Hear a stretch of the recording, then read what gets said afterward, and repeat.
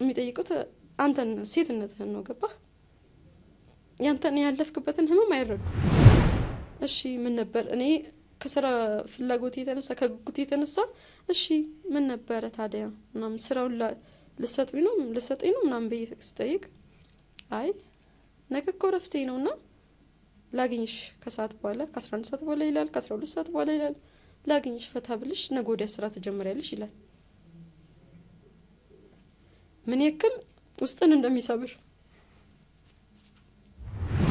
መጀመሪያ ቀን ደላላ ሄድኩኝና እንደዚህ አይነት ነገር ገጠመኝ እንዳሁን ልክ አሁን ላይ ተስፋ እንደሚያስቆርጠው ማለት ነው በቀን ውስጥ 4 ቦታ ላከኝ ደላላው ስራ 4ቱም ቦታ ላገጡብኝ ማለት ነው ከዛ ተመልሽማ ቤት ያልገባም ቤት ተመልሽ ደላላው ጋር ሄድኩና ሰው ቤት ፈልግልኝ አልኩት ማለት ነው ተከራይቼ የምኖርበት ቤት አለ ሁሉ ነገር አለኝ ሰው ቤት ፈልግልኝ እስኪ ቢያንስ ሰው ቤት ልስራ ነው ልጆቹን ሳያቸው ውስጤ መረበሽ ጀመረ ለምን በቃ ማለት ከፈጣሪ ጋር መሟገት መታገል ጀመርኩኝ ለምን የኔም ልጆች እኮ ልክ እንደዚህ ፍቅርን ይፈልጉ ነበር እኔም እኮ እናትነትን በዚህ መልኩ ማሳለፍ አልፈልግም ነበር ምናምን የሚለው ነገር አይምሮ ውስጥ በጣም መጥፎ እንትን አለብኝና በጣም ታመምኩኝ አንቺ ልጅ አይደለሽ እንደዚህ ለምን ትሰሪያለሽ ምናምን ይሉሃል አትማሪም ከናት ከአባቶቻችሁ ጠግባችሁ ተወጣና ምናምን ይላሉ ያው ሰዎች እንደዛ ነው የሚገምቱት አረ እኔ እኮ ልጆች አሉኝ ምናምን ላቸዋለሁ ማለት አረ ዝም በይ አታጭበርብሪ ምናምን ይላሉ ማለት ነው ወዳጆችን ቪዲዮ ስትመለከቱ የላይክ ምልክቱን እንድትጫኑ እንዲሁም ቤተሰብ ያልሆናችሁ ሰብስክራይብ በማድረግ ቤተሰብ እንድትሆኑ ሐሳብ ካላችሁ ደግሞ በኮሜንት መስጫው ላይ እንድታስቀምጡ ጋብዛችኋለሁ 3.6 ሚሊዮን ብር እስከ 5.9 ሚሊዮን ብር የሚደርስ ልዩ ቅናሽ በሳር ቤትና በአዋሪ ሳይቶቻችን ላይ ይዘንሎት ብቅ ብለናል። ከ80 እስከ 153 ካሬ አማራጮችን አቅርበንሎታል። ከ35% እውነተኛ ቅናሽ ጋር 20% ቅድሚያ በመክፈል ቀሪውን 80% በግንባታ ሂደት ለ3 ዓመት ውስጥ ያለ ምንም ዋጋ ጭማሪ የሚከፍሉበትን ምቹ አከፋፈል አዘጋጅተንሎታል። ልብ ይበሉ፣ ውላችን በኢትዮጵያ ብር ነው። እንዲሁም ምንም አይነት የዋጋ ግሽበት አይመለከተውም። ቅናሹ ለተወሰኑ ቤቶች የወጣ ስለሆነ ለቢሮ ወይም የሳይት ጉብኝት ለማስያዝ በ0909986698 ይደውሉ።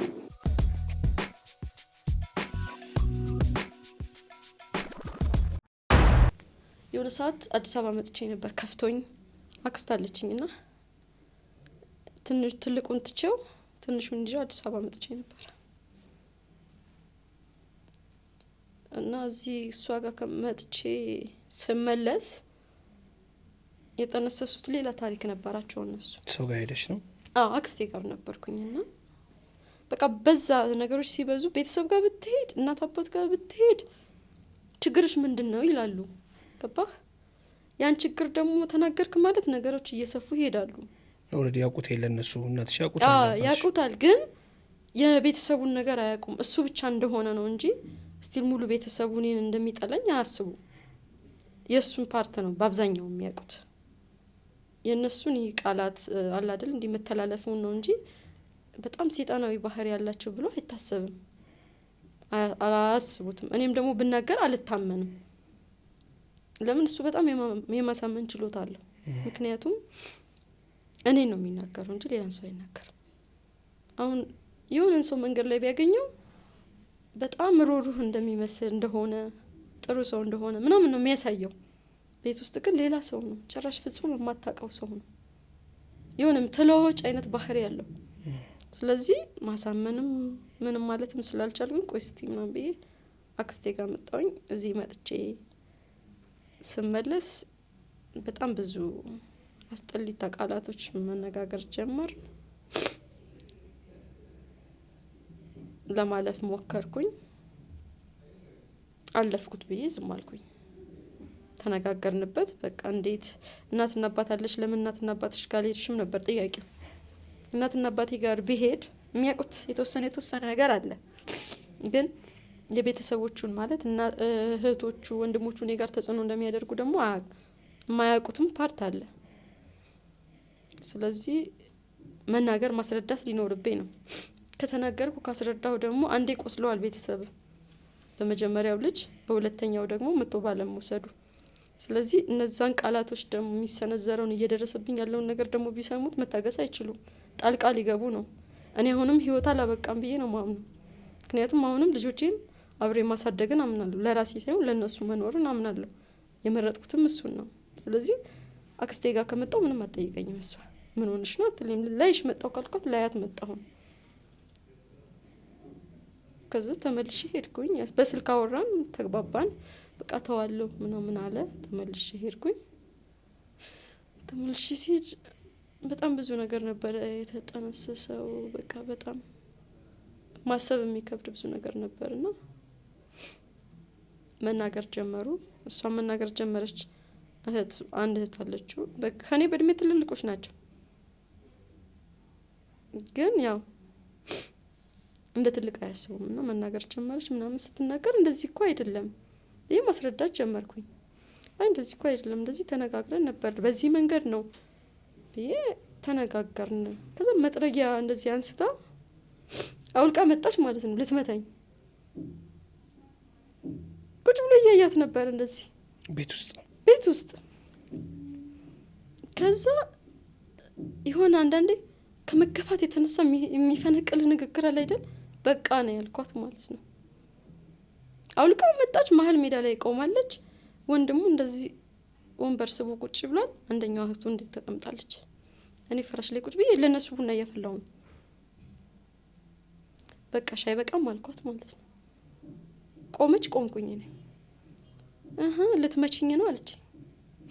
እኔ አንቺን አልመታሽም አልኳት። ወንድምሽ አይደለ እዚህ ያደረሰን፣ ወንድምሽን ተውልሻለሁ። ከዛ ምን ማለት ነው ወንድምሽን ተውልሻለሁ አለ ማለት ነው። አስብ፣ ያን ሁሉ ቃላት ስትሰነዝርብኝ፣ መጥረጊያ አውልቃ ልትመታኝ ስትመጣ ምንም ቃል ያላወጣ ሰው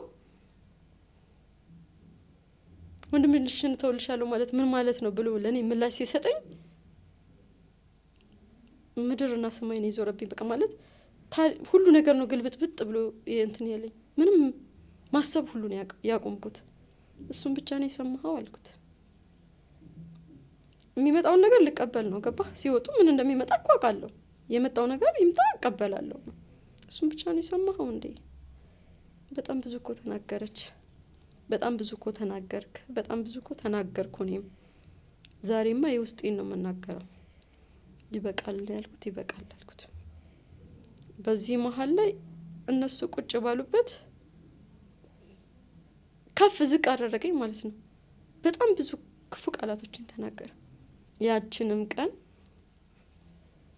ለመወሰን ስትደሰትም በጣም ስትከፋ ውሳኔ አትወስንም። የማሰቢያ ጊዜ ያስፈልጋል አይደል? እንደዛ ተባባል። በጣም ተሳድበው መጥረጊያውን ወሮ ወጣች። እኔ ቤት ውስጥ ቀረው። ተያይዘው ተከታትለው ወጡና ማሰብ ጀመርኩኝ። እኔ ከዚህ ህይወት ብወጣ ምንም የሚቀርብኝ ነገር የለም። እዚህ ሆኜ ምንም ያገኘሁት ነገር የለም። ምናልባት አባትና ልጅ ማለያየት ነው አይደል? እንትን ሊልብኝ የሚችለው አባትና ልጅ ማለያየት ማለትም ልጆቼ አባታቸውን ማየት ነው የማይችሉት ከዛ ህይወት ብወጣ እንጂ እኔ ለራሴ የኖርኩበት ህይወት አይደለም ያ ህይወት። ስለዚህ መወሰን አለብኝ። በልጆቼ የወደፊት እጣ ፋንታ ላይ መወሰን አለብኝ። ምክንያቱም መኖር ስላለብኝ ከዚህ በላይ ሊመጣ የሚችለው ነገር ከባድ እንደሚሆን አስባለሁኝ። እስካሁኑ ይበቃል በቃ አልኩኝ። ልጆቼን ይዤ ወጣሁኝ። በጣም ትንሽዬ ቦርሳ ይዤ ሁለቱንም ልጆቼን ይዣቸው ወጣሁ እና ልጆቼን ይዤ ስወጣ እጄ ላይ ምንም ነገር አልነበረም። እስቲ ግማሽ መንገድ ነበር ሊያደርሰኝ የሚችለው የያዝኩት ብር ማለት ነው። ግን ያቺ ግማሽ መንገድ የምታደርሰኝ ብር ለኔ በጣም ትልቅ ዋጋ ነበራት። ምክንያቱም በሰዓቱ ከዛ ቤት መውጣት በራሱ ትልቅ ነገር ነው ለኔ። ሲመለስ የሚመጣው ሌላ ሀሳብ ስላለ ብዙ ነገሮችም ስለነበሩ ስቲል ማስጠንቀቂያ ጨመረም ሁላ ብዙ ጊዜ ስንነጋገር ምን ይለኛል መልስ ስለማልሰጠው እኔ እኮ እናትና አባት ስለሌለኝ እንጂ እናትና አባትን ቢኖረኝ ኖሮ ይለኛል ልጆቼን ቀምቼ ነበር አንቺንም አባረርሽ ሁሌ ማለት ነው። ለምን ምናምን ስለው እሱን እኔ ያውቃለሁ ይላል ማለት ነው። ያን ሊል ያስባለው ነገር ምንድነው? ባልወልድ ኖሮ ባትወልጂ ኖሮ ከኔ ጋር እንድትኖሪ አልፈልግም ነው የሚመስለኝ ማለት ነው። እነዚህን ቃላቶች በጣም ይደጋግማቸው ነበር። የዛን ቀንም ይችን ቃል ደገሟት ማለት ነው። ልጆቼ ባይኖሩ ኖሮ አለኝ ብዙ መወሰን የምችለው ነገር ነበር ሲለኝ፣ ልጆች ቢኖሩ ወስን፣ አንተ የምትወስነው ውሳኔ እኔንም ያበረታኛል፣ ምክንያቱም እኔም ጨርሻለሁ። እሺ ያለ እና ዝም አለኝ። ወጥቶ ሄደ። ስራ በአብዛኛው ያው ሹፌርም ስለነበረ በ3 ቀን በ4 ቀን ነው የሚመጣው የነበረው። ሳይመጣም ሊቆይም ይችላል። የህዝብ ላይ ነው ግን አዳር አለው ከከተማ ውጭ ስለሆነ ማለት ነው። እንደዛ ብሎኝ ሄደ። እሺ አልኩኝ፣ ዝም አልኩኝ። ግን ብቻዬን ማሰብ ጀመርኩኝ። በዚህ ልክ ከሆነ በባኔ ብቻ ነበርኩ እየታገልኩ የነበረው። ልጆቼ ያላባት እንዳያድጉ ህመሜን ችየው እየታገልኩ የነበረው እኔ ነበርኩ። እሱ ስቲል ወስኗል ማለት ነው፣ አብቅቷል። ስለዚህ እኔም መወሰን ለምን አልችልም? መወሰን አለብኝ። ወጣት ነኝ ገና። የዛን ሰዓት 20 አመቴን ጨርሼ 21 አመት አልሞላኝም ነበር። 20 አመቴን የምጨርሰው ገና መጋቢት ነው። ከወዲሁ የካቲት አካባቢ ነው የወሰንኩበት ማለት ነው። አንደኛ እድሜ በጣም ትንሽ ነው፣ ሁለተኛ 2 ልጅ ነው። ግን እንደዛም ቢሆን ይሄን ያህል 5 አመትን ከቻልኩኝ 6ኛ አመት ላይ ሲመጣ ብዙ ሌሎች ነገሮች ይኖራሉ። እኔ ጠባሳ አለኝ እጄ ላይ ማለት ነው። እና እነዚህ ጠባሶች ምናልባት በልብስ ሊሸፈኑ ይችላሉ። በምንድነው የተፈጠሩ ጠባሶች?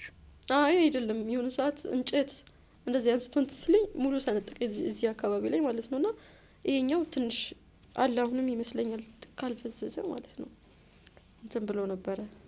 ማንም አያውቅም። እኔ እንደዚህ ቲሸርት አውልቄ ምናምን ስንቀሳቀስ ወንድሜ ያለ በጣም ትንሽ ወንድሜ ለኔ በጣም ዋጋ የከፈለው ወንድም አለኝ። የትንሽ ማለት ነው፣ ህፃን ነው ግን ብዙ ነገሬን የሚሸፍን ወንድም ነበረኝና ምንድነው ብሎ ጠየቀኝ። አይ እንጀራ ስጋግር እንፋሎት ነው አልኩት ማለት ነው። ከዛ እንፋሎት ማቁሰል ጀመረ እንዴ ምናምን ነገር አለኝና ዝም አለኝ። እስቲ ይሄን ነገር አያውቁም ግን ውስጤ ቆስሎ ስለነበረ ይሄኛውን ጠባሳዬን በልብስ ሸፈንኩት። የውስጤን ግን ማንም አያውቅም። ደስተኛ ነው የምመስለው እኔ ደስተኛ የምመስለው ለልጆቼ ስል ነው። ሲቀጥል ደግሞ አገባች ፈታች መባል በራሱ የሆነ ማህበረሰቡ የሚሰጥ ግምት አለ። ያንን ነገር ላለማስተናገድ ነበረ። ግን ምንም እንኳን ያን ነገር ላለማስተናገድ ብጥርም ብሞክርም ብቻን ትግል ምንም ማክል መንገድ ብትጓዝ አያዋጣም። ወሰንኩኝ፣ ሄድኩኝ። ቤተሰብ ጋር ሲሄድ ምንም የሚያውቁት ነገር የለም። ግማሽ መንገድ እየመጣ ነው ተቀበለኝ ነው ወንድሜ ያልኩት። ከዛ ምን ሆነሽ ነው ምናምን ነገር ሲል አይራ ምን ሆናለሁ ልጠይቃችሁ እየመጣው ነው ተቀበለኝ። እሺ አለኝና 1 ወር ምናምን አካባቢ ይመስለኛል የቆየሁት። በ1 ወር ውስጥ ልጠይቅኝ መጣሽ ምናምን አለኝ ማለት ነው። አዎ ናፈቃችሁ ልጠይቃችሁ መጣሁኝ። እሺ አለኝ። ከመንገድ ተቀበለኝ፣ ሄድኩኝ። ምንም አይነት ብር የሚባል ነገር የለኝም የትም ቦታ መሄድበት ማለት ነው። እሱ ነው የግማሽ መንገድ ራሱ ትራንስፖርት የከፈለው ወንድሜ ነው። ያው እንደሌለኝ ያውቃል፣ ይገባዋል ምን አይነት ህይወት ውስጥ እንዳለው ስለሚያውቅ። ቤት ስደርስም ምንም ነገር የለም፣ ማውራት የለም፣ ምን የለም፣ በቃ ሰላም ነው ምናምን። ቢያዩት አይደውልም፣ ገባችሁ ወይም አይልም፣ ልጆቹንም አያወራም፣ አይደውልም። 3 ቀን አለፈ፣ 4 ቀን አለፈ። እስቲል የት እንደሄድኩም እኮ አያውቅም። ግን የትም ትድረስ ነው ውሳኔው የነበረ። ብቻ የሚፈለገው ያን ቤት ጥዬ መውጣቴ ነበር። አይደውልም። ከዛ አባቴ አንድ ቀን ልጄ አለኝ። አቤት አልኩት። ምን ሆነሽ ነው? ስልክም ስታወሪ አላይሽም፣ እኛ ጋርም አልደወለም፣ የተፈጠረ ነገር አለ አለኝ። አረ ምንም አልኩት። ምንም አልተፈጠረም። እርግጠኛ ነሽ አለኝ። እሺ አይ እሺ አልኩ ማለት ነው። እሱም እሺ አለኝና ዝም አለ። ህፃን ነው ብያለሁ። የ3 አመት ከምናምን ልጅ ነው ትልቁ። እማዬ ይላታል ማለት ነው። እሷ አንደኛው ቤት ልታበስል ስትሄድ እማዬ ይላታል። ስትለው የሆነ ነገር ልንገርሽ ለማንም አትናገርም ይላታል ማለት ነው። አዎ ለማንም አልናገርም፣ አባቴ እኮ አባሮ ነው የመጣ ነው። ገባ? ለካ እሱ ያውቅ ነበረ። የምንነጋገራቸው ንግግሮችን ይሰማ ነበረ። አባቴ እኮ አባሮ ነው የመጣ ነው፣ እንደውም አልፈልግሽም አላት ማለት ነው። እናቴ በጣም ሲበዛ የዋህ ናት፣ ግን ተናጋሪ ናት። መጣች፣ ቀጥ ብላ መጣችና አንቺ አይደለሽ የምታስንቂኝ? አልፈልግሽም እስክትባይ ምን ትሰሪያለሽ? እናት አለሽ፣ አባት አለሽ፣ ቤተሰብ አለሽ፣ ለምን እንደምታስንቂኝ አለችኝ ማለት ነው። አንቺ ደግሞ ምን ሰምተሽ ነው? ወይ እኔ ምንድነው ያሰብኩት የእሱ ቤተሰብ ወይ እሱ ምናልባት ሳምንት ቆይቷልና ደውሎ ጠይቃት የሆነ ነገር አላት። አንቺ ደግሞ ምን ሰምተሽ ነው እንደዛ የምትይው? ኧረ ምንም ነገር አልተፈጠረም። ኧረ እኔ እኮ እሄዳለሁ፣ ጡቴን ያመኛል በጣም እና ጡቴን እኮ ተነስቶብኝ ነው፣ ጸበል ልጠመቅ ፈልጌ ነው፣ ልጆቹን አንቺ እንድትይዥልኝ ነው። ታዲያ ምነው ሳምንት ሙሉ አልሄድሽም አለችኝ ማለት ነው። ላስተባብላት ነው እኔ እየሞከርኩ ያለሁት። ምነው ታዲያ ሳምንት ሙሉ አልሄድሽም? ሳምንት እኮ ሞላሽ፣ አሞሽ ከሆነ የመጣሽው አለችኝ። አይ እስቲ አየሩንም ልልመደው ብዬ ምናምን ብያት ቀለማመድኩኝ ማለት ነው። ያኔም ምንድነው ለምን ተብሎ ጥያቄ እንዲነሳብኝ አልፈልግም፣ ግን እኔ ወስኜ ጨርሻለሁ።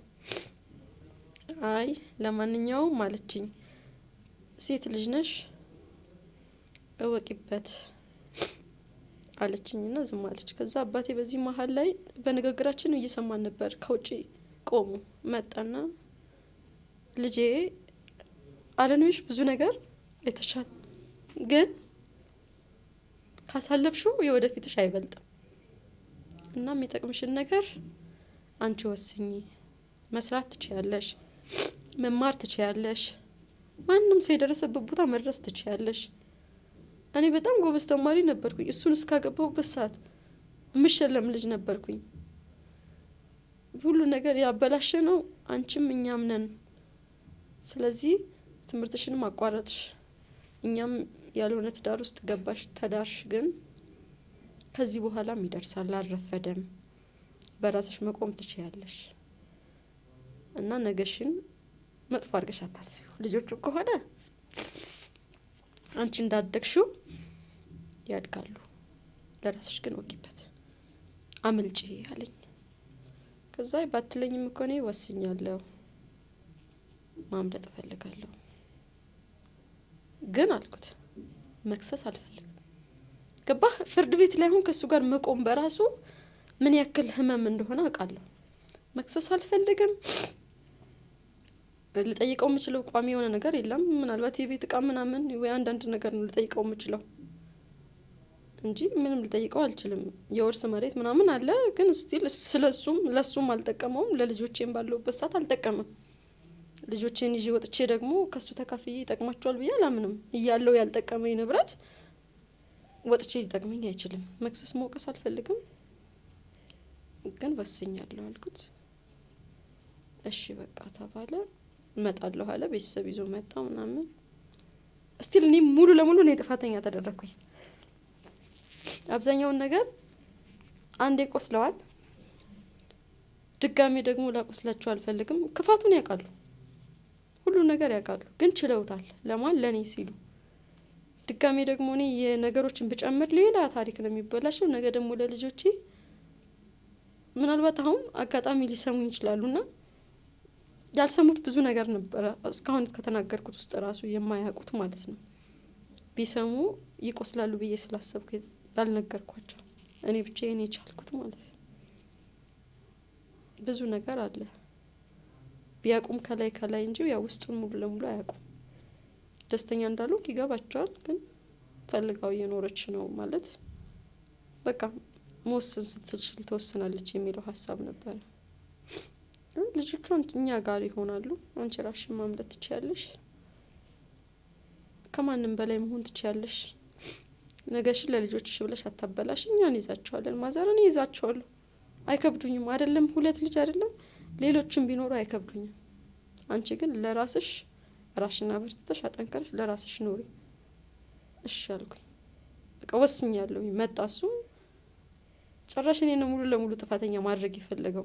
ምክንያቱም እኔ አብዛኛውን ነገር ስላልተናገርኩኝ ገባህ? ለማሳመን ነው የምናገር የሚመስላቸው። የዛን ቀን መናገር ጀመርኩኝ። ከዛ በፊት ግን ተናግሬ ስለማላቅ ለማሳመን በቃ እኔ የሆነ ነገር አይቼ ከጎን አይዞሽ ባይ አይቼ መንሸራተት እንደፈለግኩ ነገር አስመሰሉት እዛ ጋር ማለት ነው። ለምን ቁስሌ ሙሉ ለሙሉ ስላልተናገርኩኝ በቃ አልፈልግም ብቻ ነው ያልኩት። ከዛ ባንዴማ አልፈልግም አይባልም አለ አባቴ ማለት ነው። ባንዴ አልፈልግም አይባልም። ቢያንስ ሰው ይሸማገላል፣ መሸማገል አለበት አለኝ። እስከ ዛሬ ድረስ ሽምግልና ብለን እናንተ ስትጣሉ ምንም ስትሉ ምንም ነገር ሲፈጠርም ሽምግልና ገብተን አናቅም። አባቴ አሸማግለኝ ብለሽ አታቂም፣ እናቴ ልሸማገል ብለሽ አታቂም። እሱም ብሎ ያውቅ። ለአንዴና ለመጨረሻ ጊዜ ግን እንደወጣሽ አትቀሪም ትሄጃለሽ አለኝ ማለት ነው አባቴ። እሺ ያልኩት ግን ስሄድ ልጆቼን ትቼ ነው የምሄደው። እዚሁ ትቻቸው ነው የምሄደው ልጆቼን እንጂ አልሄድም። ምክንያቱም ዛሬ ገብቼ ነገ እንደምወጣ አውቅ ነበር። የአባቴን ፍቃድ መሙላት ብቻ ነው።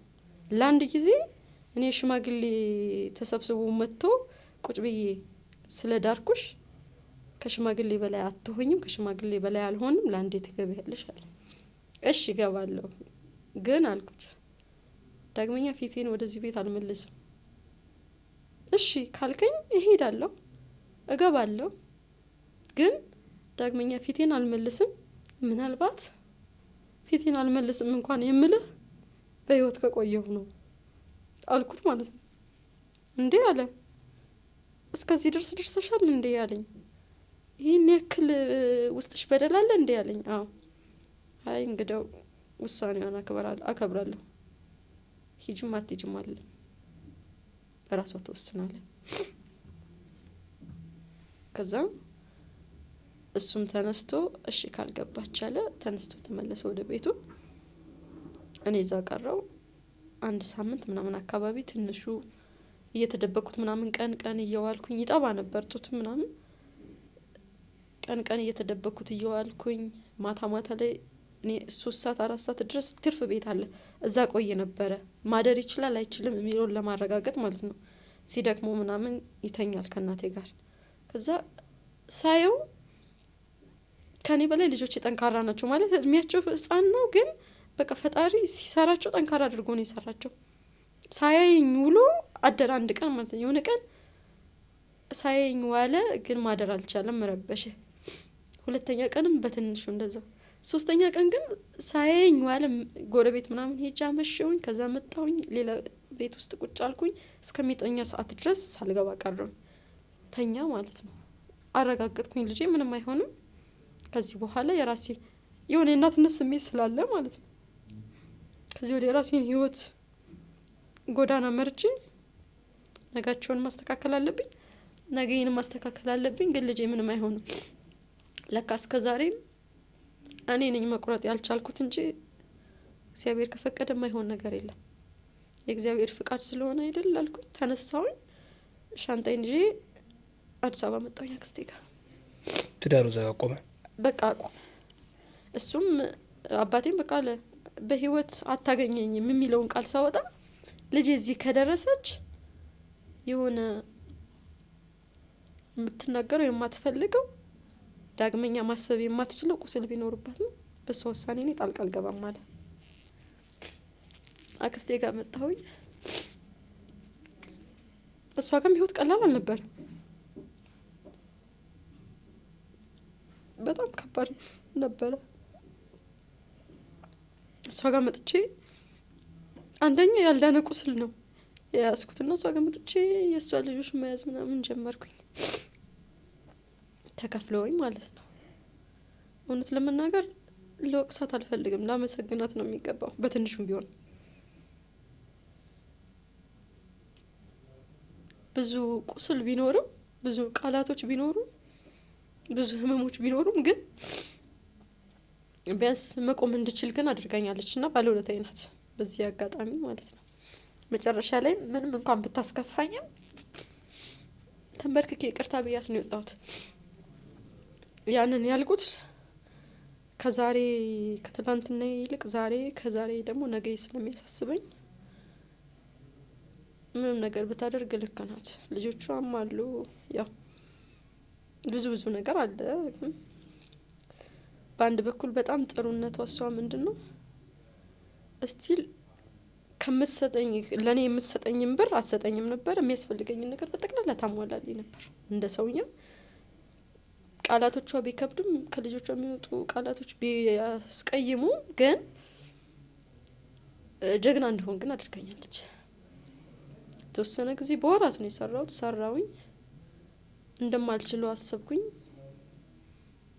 ከዛ ወጣኝ በእሷ ጋር በሰራሁት ገንዘብ ይዤ ተሰደድኩኝ ማለት ነው። ወደ ጎጃም አካባቢ አዊ ዞን ነው። እዛ ሄድኩኝ ስራ መስራት ጀመርኩኝ። እንደዚህ አንዳንድ ስራዎች ብዙ ትርፍ ባይኖራቸውም ግን አይደል ለመኖር የሚቻልበት አይነት መንገድ መስራት ጀመርኩኝ። ከዛ እንደምችል አሰብኩኝ። ወዳጆች ይህን ቪዲዮ ስትመለከቱ የላይክ ምልክቱ እንድትጫኑ እንዲሁም ቤተሰብ ያልሆናችሁ ሰብስክራይብ በማድረግ ቤተሰብ እንድትሆኑ ሀሳብ ካላችሁ ደግሞ በኮመንት መስጫው ላይ እንድታስቀምጡ ጋብዛችኋለሁ።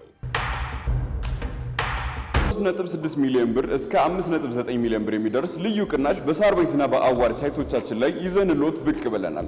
ከ80 እስከ 153 ካሬ አማራጮችን አቅርበንሎታል። ከ35% እውነተኛ ቅናሽ ጋር 20% ቅድሚያ በመክፈል ቀሪውን 80% በግንባታ ሂደት ለ3 ዓመት ውስጥ ያለምንም ዋጋ ጭማሪ የሚከፍሉበትን ምቹ አከፋፈል አዘጋጅተንሎታል። ልብ ይበሉ፣ ውላችን በኢትዮጵያ ብር ነው። እንዲሁም ምንም አይነት የዋጋ ግሽበት አይመለከተውም። ቅናሹ ለተወሰኑ ቤቶች የወጣ ስለሆነ ለቢሮ ወይም የሳይት ጉብኝት ለማስያዝ በ0909986698 ይደውሉ።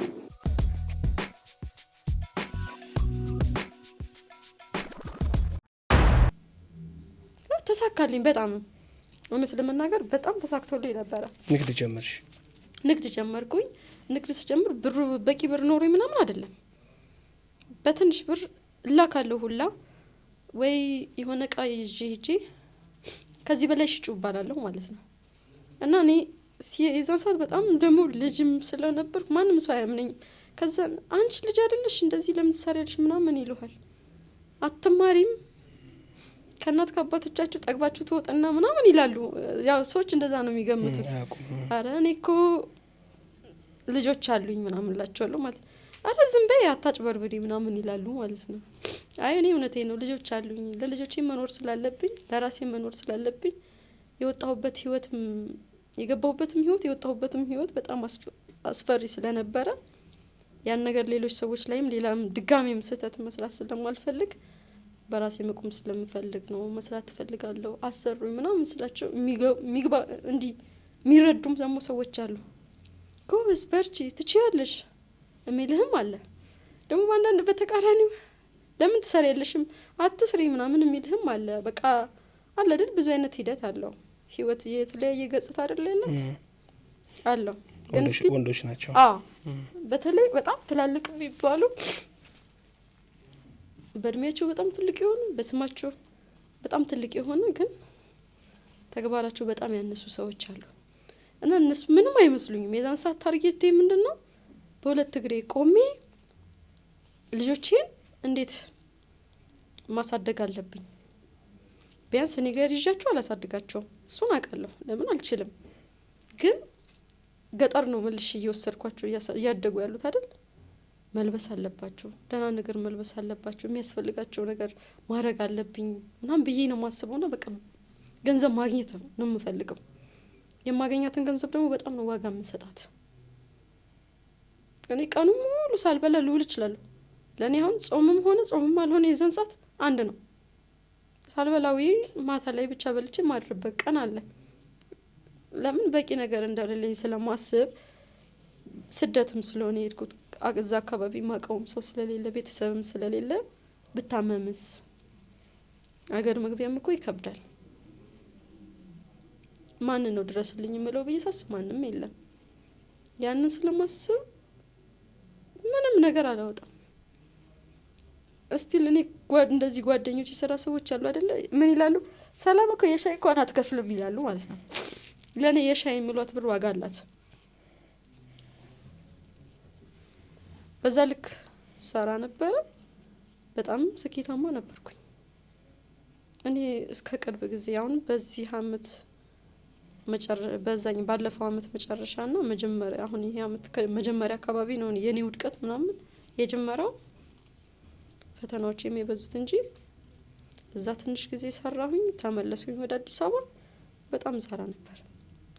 እሄዳለሁ አመጣለሁ ቀሽጣለሁ ትእዛዝ እቀበላለሁ ምናምን በቃ በደንብ ሰራለሁ። ቻሌንጆች አሉት ግን አልፌያቸው ሰራለሁ። የረፍት እንጀራን አላቅም እኔ የረፍት እንጀራ ይሄ መቀመጥ እንደ ሰው መዝናናት ያማረኝም መልበስ ምናምን አላቅም።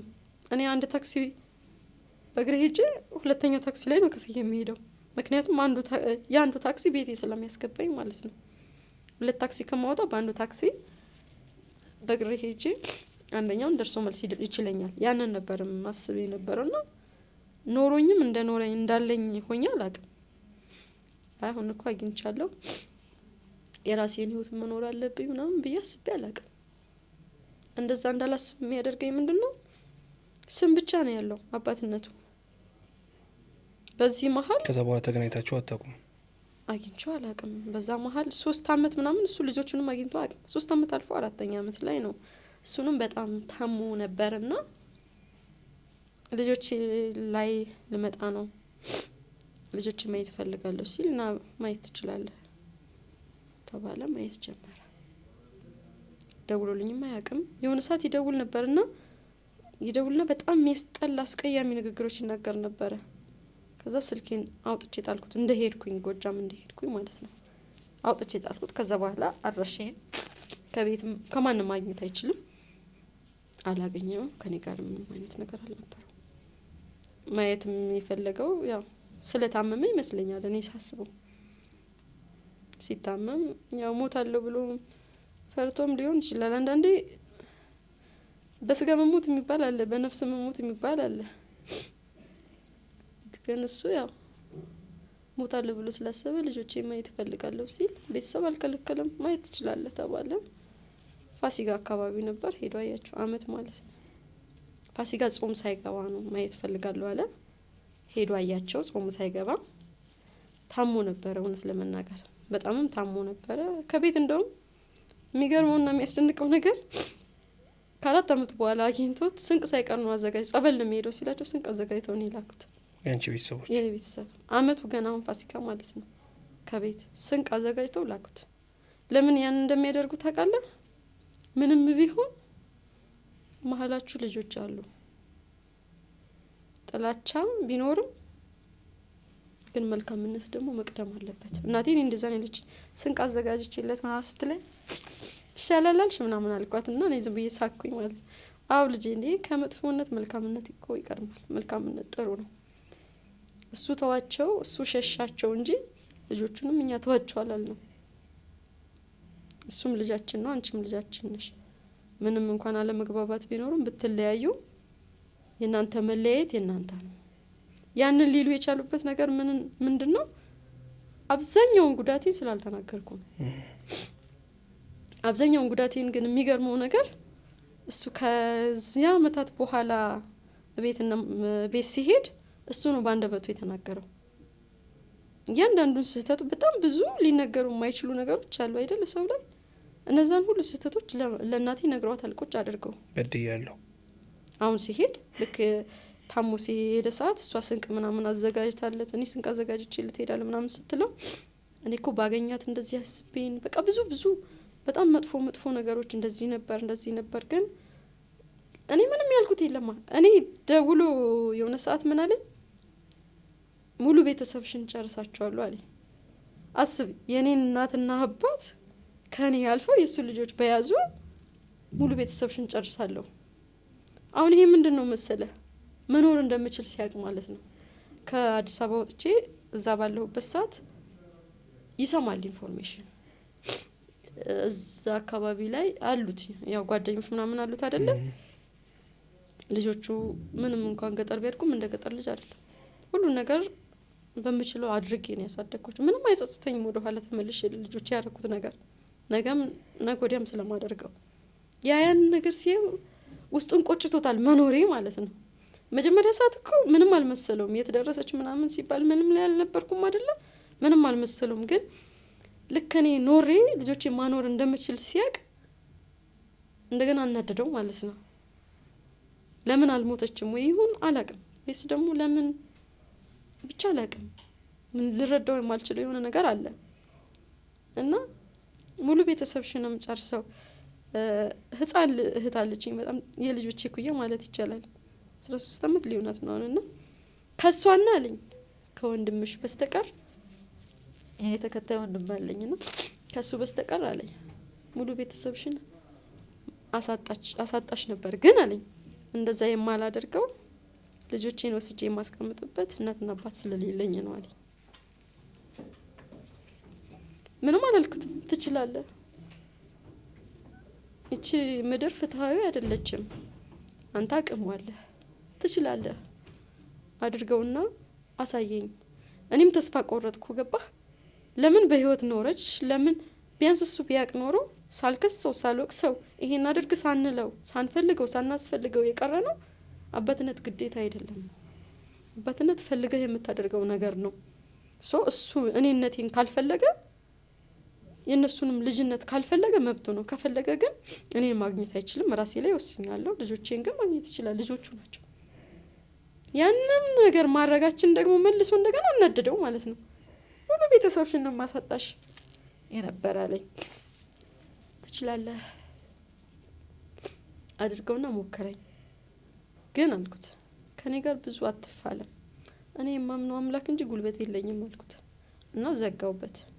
ይሄን ደግሞ ያደረገው ምንድነው ማዘርን አታሏት ነው በመሀል ላይ ስልክ የተቀበላት።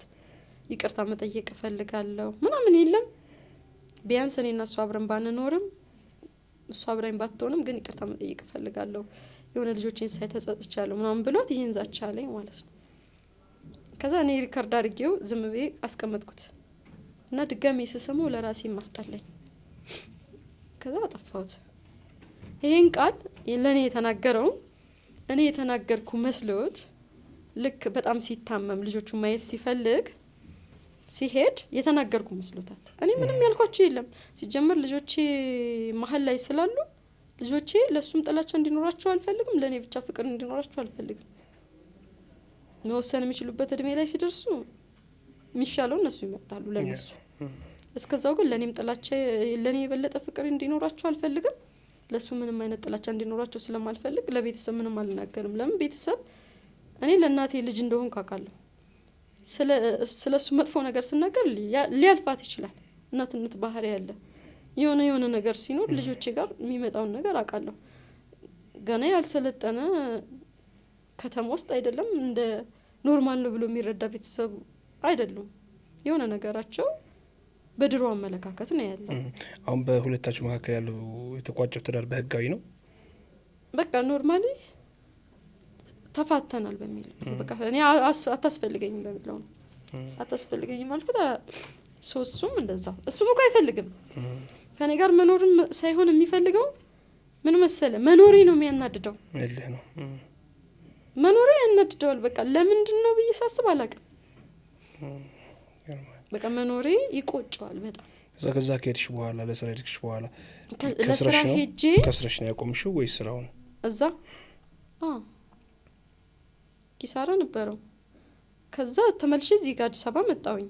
አዲስ አበባ መጥቼም ከከሰርኩ በኋላም እንደገና እማቃቸው ልጆች ስላሉ እዛ የስራ ባልደረቦች ምናምን ስለነበሩ ከእነሱ ጋር እየሰራው ነበረ። ያው በግማሽ % ኖሮኝ ሳይሆን የሆነ በሀዘኔታ እንዳልወድቅ በማሰብ እናትነቴን በማሰብ መልካም ሰዎች ነበሩ የደገፉኝ። 2-3 ጊዜ እኔ በጣም ብዙ በሚባል ደረጃ ከሰራ ያለውኝ። አሁን ያሁኑ ቢብስም አሁን ያሁኑ ከ2 ወር በፊት ማለት ነው ያሁኑ ይብሳል። በጣም ነው የሚያስጠላው የነበረው። ለምን መጀመሪያም ሙሉ ለሙሉ አልወጣውም ከኪሳራ ላይ። በሰው ገንዘብ ነበር ሰራ የነበረው፣ በዱቤ ነበረ። ግን ታማኝነት ብቻ ስላለ እንጂ ገንዘብ ሙሉ ለሙሉ ኖሮኝ አልነበረም ስሰራ የነበረው። አሁን ስከስር የራሴን ብቻ አይደለም የከሰርኩት፣ የሰውም ገንዘብ ነው ሙሉን የከሰርኩት። ያው የሰው እዳ አስፈላጊ ላይ ተቀምጦ አስፈላጊ ስላልሆነ ያለኝን አንዳንድ የምጠቀምባቸው ነገሮች ስለነበሩ እነሱ ሸጬ ከፍያለሁ። አሁን ከሰው እዳ ነጻ ነኝ እንጂ አሁን ስከስር ከ2 ወር በፊት ማለት ነው የሰው ብር ነበረብኝ እኔ። አሁን እንደው ስለ ትዳር እንደምታስቢው ወደፊት ሁለተኛ ትዳር ታስቢያለሽ ወይስ? አሁን የመጀመሪያው ትዳር ትራውማ አለ፣ ፍርሃት አለ። ትዳር ጥሩ ነው ማለት የሰው ልጅ ይሰበስባል። አሁን ላይ ትዳር አለ ወይ ብዬ ደግሞ ራሴን ጠይቃለሁ። ለምን ካለፍኩበት ነገር አንጻር በምን ለመወሰን እቸገራለሁ እውነት ለመናገር። አሁን ሰዎች ጋር ምናልባት ስትገናኝ ትችላለሽ፣ እንደው ሲንግል መሆንሽን አይቶ የሚጠይቅ ሊኖር ይችላል እና ምን አይነት ሰዎች ናቸው እነሱስ? ምንድነው ሪስፖንድ የምታደርጊላቸውስ? አብዛኞቹ አሁን እኔ ይሄኛው ችግር ከገጠመኝ በኋላ በደላላ ስራ ሞክሬ ያለው ምናምንና በስራ አጋጣሚ የማገኛቸው ሰዎች ነበሩ ማለት ስራ በመፈለግ ግን ያው ስራውን ሲጀምር አሁን ስራውን ለመስጠት ራሱ እድሉን የሚሰጥ ሰው እኔ አለ ብዬ ራሱ ለማመን እቸገራለሁ። ያው ሙሉ ለሙሉ መጥፎ ሰዎች ናቸው ያሉት ማለት አይቻልም። እኔ ግን በእኔ አሁን እዚህ አክሲደንት ውስጥ ከገባው በኋላ ወደ ነበረው ስራ መመለስ ስላልቻልኩኝ ስለማልችል አቅሜ ስላልፈቀደ ለመኖር ብዬ በጣም ብዙ ደላሎችን አናግሬያለሁ። ስራ አላቸው የሚባሉ ሰዎች ጋርም ልከውኝ ያውቃሉ። በጣም ትልቅ የሚባል ቦታ ላይ አንዳንዶቹ ወረቀት ይጠይቃሉ። ስቲል ወረቀት እንደሌለኝ ተምሬ እንዳልጨረስኩ ነገር እነግራቸውና አስረዳቸዋለሁ። እሺ ችግር የለውም ኖርማል ነው ይሉሃል። ከዛ በኋላ ግን የሚጠይቁት አንተን ሴትነትህን ነው። ገባህ? ያንተን ያለፍክበትን ህመም አይረዱም። ሁሉም ባይባልም አብዛኛው አንተን በቀጥተኛ መንገድ ስራ መቅጠር አይፈልግም። እኔ ከደረሰብኝ ነገር አንጻር ከኔ አንጻር ማለት ነው። ስለ ሌሎች አላቅም። ምናልባት መልካም ነገር የገጠማቸው ሊኖሩ ይችላሉ። እኔ ግን አሁን ባየሁበት ሰዓት በዚች ትንሽ ወራት ውስጥ ያየሁት ነገር ቢኖር ስራ ለመግባት ግዴታ ሴትነትህን ማሳልፈ መስጠት አለብህ። የመጀመሪያ ምርጫቸው ምርጫ የሚሰጡ እሱ ነው። ወዳጆችን ቪዲዮ ስትመለከቱ የላይክ ምልክቱ እንድትጫኑ እንዲሁም ቤተሰብ ያልሆናችሁ ሰብስክራይብ በማድረግ ቤተሰብ እንድትሆኑ ሀሳብ ካላችሁ ደግሞ በኮመንት መስጫው ላይ እንድታስቀምጡ ጋብዛችኋለሁ። 3.6 ሚሊዮን ብር እስከ 5.9 ሚሊዮን ብር የሚደርስ ልዩ ቅናሽ በሳርቤትና በአዋሪ ሳይቶቻችን ላይ ይዘንሎት ብቅ ብለናል። ከ80 እስከ 153 ካሬ አማራጮችን አቅርበንሎታል። ከ35% እውነተኛ ቅናሽ ጋር 20% ቅድሚያ በመክፈል ቀሪውን 80% በግንባታ ሂደት ለ3 ዓመት ውስጥ ያለምንም ዋጋ ጭማሪ የሚከፍሉበትን ምቹ አከፋፈል አዘጋጅተንሎታል። ልብ ይበሉ፣ ውላችን በኢትዮጵያ ብር ነው። እንዲሁም ምንም አይነት የዋጋ ግሽበት አይመለከተውም። ቅናሹ ለተወሰኑ ቤቶች የወጣ ስለሆነ ለቢሮ ወይም የሳይት ጉብኝት ለማስያዝ በ0909986698 ይደውሉ።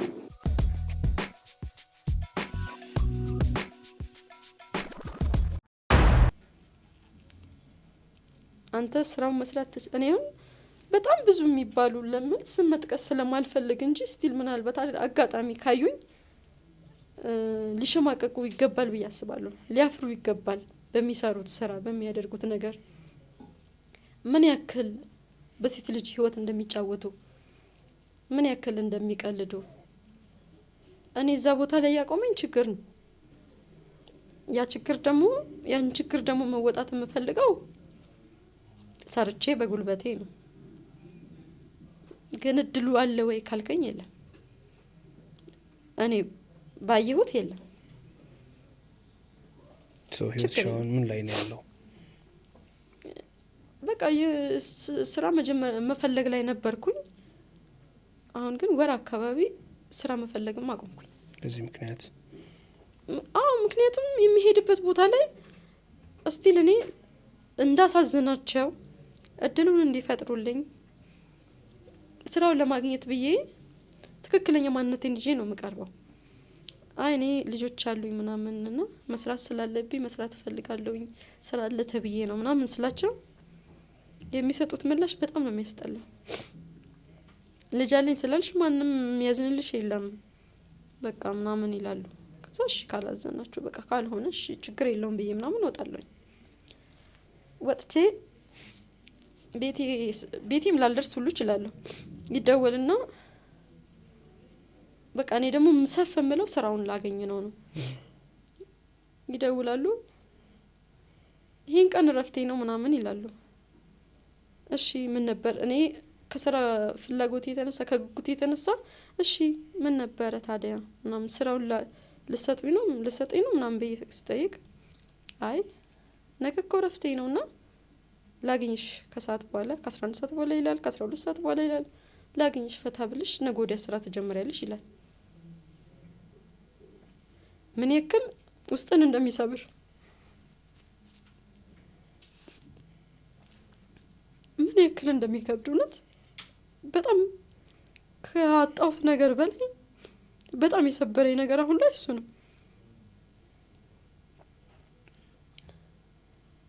ለዚህ ሰው ምን አይነት መልስ ትመልስለታለህ?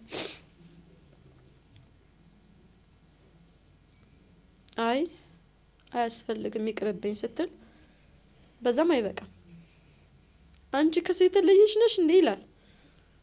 አንቺ ከሌሎች በምን ትበልጫለሽ ይላል። እኔ ከማንም አልበልጥም፣ ከማንም አላንስም። ሰዎች ሁሉ ያላቸው ነገር አለኝ፣ ግን ማንንም አልበልጥም። ግን እነሱ ያላቸው አመለካከት ምን አንቺ ከማን ትበልጫለሽ?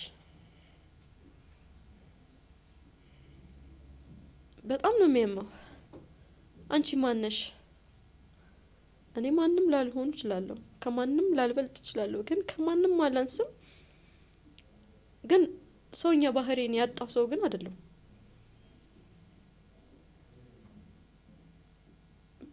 ላስረዳቸው በጣም ሞክሬያለሁ። እንደዚህ አይነት ሀሳብ እንኳን ይዘው መጥተው ስራውን ከመፈለግ የተነሳ ለጊዜው እንኳን ህይወቴን ለማስተካከል ለጊዜው እንኳን ቢያንስ እፎይታ ለማግኘት ብዬ ላግባባቸው ሞክሬያለሁ። ግን አይግባቡም። ውሳኔሽን አሳውቂን ነው የሚሉ አብዛኛው። ገርማል። በህይወትሽ ተስፋ የቆረጥሽበት ጊዜ አለ? አሁን በዚህ ሰዓት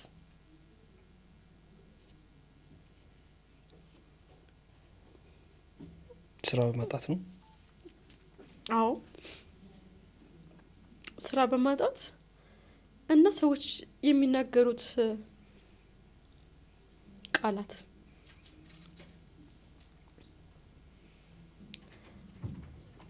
ስቲል አንዳንዶች ደግሞ ምን ይላሉ? አሁን አንቺ የምር ተቸገረሽ ስራ ፈልገሽ ነው የሚልህም አለ። አሁን ስራ ፈላጊ ሰው ምን ይመስላል? እነሱን አሁን ጥያቄ የምጠይቃቸው ጥያቄ በአብዛኛው አሁን አንቺ ስራ ትፈልጊያለሽ? ስራ ፈልገሽ ነው የምር ትሰሪያለሽ ይልሃል። ለምን አልሰራም? ካልሰራሁማ መስራትማ ካልፈለኩ ለምን ሄጅ ቅጣሬን ብዬ ማጽነዋለሁ አይደል?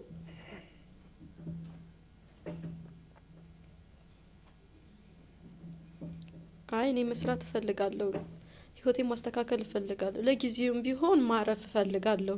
ምክንያቱም እኔ አንድ አይደለሁም። እኔ አንድ ራሴን ብሆን ቀላል ነው። እንደውም በመሀል አንድ የረሳሁት ነገር አለ። እዛ ጎጃም ሄጄ ከተመለስኩ በኋላ እዚህ አዲስ አበባ መጥቼ እንደገና ድጋሜ ከስሬ ነበርና ከአመት በፊት ማለት ነው፣ አመት ሊሆነው አካባቢ ማለት ነው። አመት አልፎታል፣ 1 አመት ምናምን አልፎታልና ለ3 ወር ድጋሜ ሰው ቤት ገብቼ ነበር። ኤደን ትባላለች እና እፎይ ማለት ፈልጌ ነበረ። ለ3 ወር ገብቼ ነበር እሷ ጋር ራሱ እንደገና ድጋሚ ልጅ ማሳደግ ማለት ነው። 3 ወር ምናምን እሷ ጋር ሰርቻለሁኝ።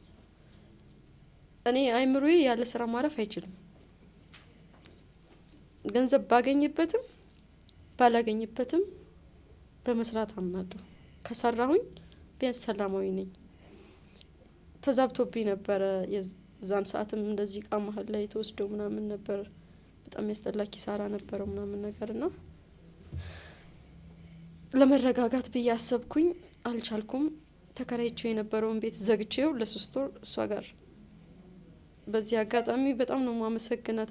ታምሜ ነው የወጣሁት ከእሷ ጋር እሷ ጋር ገባሁ ለ3 ወር። ቤተሰብም ብዙ አያውቅም ስለዚህ ታሪክ። ከዛ አየችኝ መጀመሪያ ቀን ደላላ ሄድኩኝና እንደዚህ አይነት ነገር ገጠመኝ። እንዳሁን ልክ አሁን ላይ ተስፋ እንደሚያስቆርጠው ማለት ነው። በቀን ውስጥ 4 ቦታ ላከኝ ደላላው ስራ 4ቱም ቦታ ላገጡብኝ ማለት ነው። ከዛ ተመልሼማ ቤት ያልገባም ቤት ተመልሼ ደላላው ጋር ሄድኩና ሰው ቤት ፈልግልኝ አልኩት ማለት ነው። ተከራይቼ የምኖርበት ቤት አለ፣ ሁሉ ነገር አለኝ። ሰው ቤት ፈልግልኝ እስኪ ቢያንስ ሰው ቤት ልስራ አልኩት። ወይ አንድ ከስተመር አለችኝ ሲሳይ ይባላልና አንድ ከስተመር አለችኝ ሰላም፣ ግን ስታይሽ ላታምን ትችላለች አለ። ችግር የለውም ተያዥ ካስፈለገ አመጣላታለሁ፣ ሞግዚት ነው የምትሆኚው አለ። እሺ አልኩት። ከዛ ደወለላት መጣች። አየችኝና ትቀልዳለህ ወይ ምናምን አለች። ወጣት ናት እንደኔ ትንሽ ከኔ እድሜ ልዩነት ነው ያላት። ትቀልዳለህ እንዴ አሁን እሷን ነው እንደዛ ትሰራለች ብለህ የምትለኝ ምናምን ስትለው አላ እኔ እሰራለሁ። እርግጠኛ ነሽ ግን አንቺ ልጅ መያዝ ትችያለሽ ስትለኝ እንዴ እኔ ከ2 ልጆች አሉኝ እንደዚህ አይነት አክሲደንት አጋጥሞኝ ነው። አንደኛ ማረፍ ፈልጋለሁ። የሆነ እዛ ስራ ላይ ተመልሼ ለመግባት አይምሮ መሰብሰብ አለብኝ። እስቲል ደግሞ ስራውንም የሚያቋቁሙኝ የሚችሉ ሰዎችን ማግኘት አለብኝ። የስራ ባልደረቦቼን አግዙኝ ማለት አለብኝ። እለቱን ተነስተ ደግሞ ሰውን አግዘኝ ማለት አይቻልም። ስራስ ብቀይርስ የሚለው ነገር አይምሮ ላይ ስለነበረ ሰራለሁ አልኳት። ገባሁኝ እሷ ጋር ያየችውና እዛ ጋር እየሆነ ያለው ነገር ጭራሽ ነው የማይገናኘው። ትሰራለች ብላ ስወስድሽ አለችኝ። አይደለም ከኔ ጋር 3 ወር ትቆያለሽ 3 ቀን ታሪያለሽ ብዬ አላሰብኩም። ግን አለች እንዲሁ ሳይሽ ልጅ አለኝ ስላልሽ እና ስላሳዘንሽኝ ውስጥሽም መልካም ይሆናል ብዬ ስላሰብኩኝ ነው የወሰድኩሽ ምናምን አለችኝና እሷ ጋር ከሆንኩኝ ግን ተጨነኩኝ። እዛም ደግሞ ምን እንደ ታመምኩኝ። በጣም ታመሜ ነበር። ጽኑ ገብቼ ነበር እዚህ መገናኛ አካባቢ አምቼ ነው እሷ ቤቷና እዛ እሷ ነበረች ያስገባችኝ። ታመምኩኝ። ምን እንደ ያሳመመኝ ነገር ምንድነው? ልጆቹን ሳይ ልጆቼ ትዝ ይሉኝ ነበር። እና ታመምኩኝ በጣም ነበር ልጆቹ ጋር። እንዴት ነው እሷ ውጪ ምናምን ትሄዳለች ለ5 ቀን ምናምን ነገርና ልጆቹን እኔ ልጅቷን አቅፌ ህፃን ናት በጣም የ2 አመት ልጅ ናት። አቅፌያት ምናምን ማድረው ነው የነበርኩኝ አምናኝ ማለት ነው። አደራ ስታኝ ልጆቹን ሳያቸው ውስጤ መረበሽ ጀመረ። ለምን በቃ ማለት ከፈጣሪ ጋር መሟገት መታገል ጀመርኩኝ። ለምን የኔም ልጆች እኮ ልክ እንደዚህ ፍቅርን ይፈልጉ ነበር እኔም እኮ እናትነትን በዚህ መልኩ ማሳለፍ አልፈልግም ነበር ምናምን የሚለው ነገር አይምሮ ውስጥ በጣም መጥፎ እንትን አለብኝና በጣም ታመምኩኝ። እስቲል ራሴ ስቺባት ምናምን ወደኩኝ። ሐኪም ቤት አስገባችኝ። ከዛ ሐኪም ቤት ስገባ ዶክተሯ ዝም ብላ አይታኝ ምንም አላለችም። ምንሽ ናት እህትሽ ናት ምናምን ነገር ስትላት አይ እንደዚህ ሞግዚቴ ናት አለች። እርግጠኛ ነሽ አለቻት። ያለችበት ህይወት ግን ታውቂያለሽ? ምን አይነት ህይወት ውስጥ ናት ስትላት አይ ልጆች ምናምን አለዋት መጥፎ ሁኔታ ውስጥ ናት፣ ደስተኛ አይደለችም።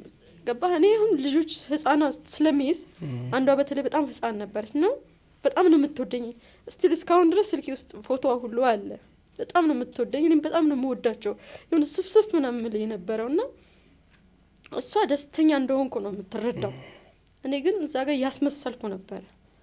ልጆችን ሳያቸው ደስተኛ ሆናለሁ ምናምን፣ ግን የኔ ልጆች እዛ ቦታ ላይ ሳስቀምጣቸው አይምሮዬን በጣም ይጎዳኛል። የኔም ልጆች እኮ ይሄን ያክል የእናት ፍቅር አተው ማለት ለአንድ ቀን ለ3 ቀን ለ4 ቀን ለ5 ቀን ውጭ በምትሄድበት ሰዓት እናታቸው እስቲ ለኔም በጣም ነው የሚወዱኝ እኔም በጣም ነው የምወዳቸው አይደል ግን የእናትነት ቦታ የሚባል ነገር አለ። አንድ ቀን ምን እንደ ሰራተኛ ተሰምቶኝ አያውቅም እዛ ቤት ውስጥ እሷም ታውቃለች። ግን በር ነበር የሚያዩት ለዛች 5 ቀን ማለት ነው። እኔ ግን ለአመታት ነው የተወኳቸው። ያ ነገር ለኔ ከበደኝ። አይ በቃ እኔ ደስተኛ መስለሽ ነበረ ለካንቺ ጥርስሽ ነው የሚስቀው ከዚህ በላይ አለችኝ። ለቆየ ብትይኝ እንኳን እኔ አላቆይሽም ምክንያቱም ተጎድተሻል እንደተጎዳሽ አውቃለሁ። እኔ እኮ ደስተኛ መስለሽ ነበር አሁን አለችኝ። አሁን ምን ትፈልጊያለሽ ምናምን ስትለኝ አይ እኔ የነበርኩበት እኔ ስራ መስመር ላይ መመለስ እፈልጋለሁ ግን አንድም አይምሮ የማረጋጋት ነበረብኝ ሁለት ደግሞ ገንዘብ ለጊዜው ያስፈልገኝ ነበረ ምናምን አልኳትኝ። እንደ ሰራተኛ አይደለም እንደ እናት ልጅ አሳክማኝ ምናምን በጣም ብዙ ብር ነው የከፈለችው በጣም ብዙ ከፍላ አሳክማኝ ደሞዜን አይደለም ማድረግ ያለባትን ነገር አድርጋ በቃ ላንቺ ይሄ ህይወት አይጠቅምሽም ከዚህ በኋላ ህይወትሽ ላይ መጥፎ ነገር ማምጣት ካልፈለግሽ አለችኝ እንደዚህ አይነት ስራ ብለሽ እንዳትወስኝ የነበርሽበት ስራ ላይ በመትችው ነገር ሞክሪ።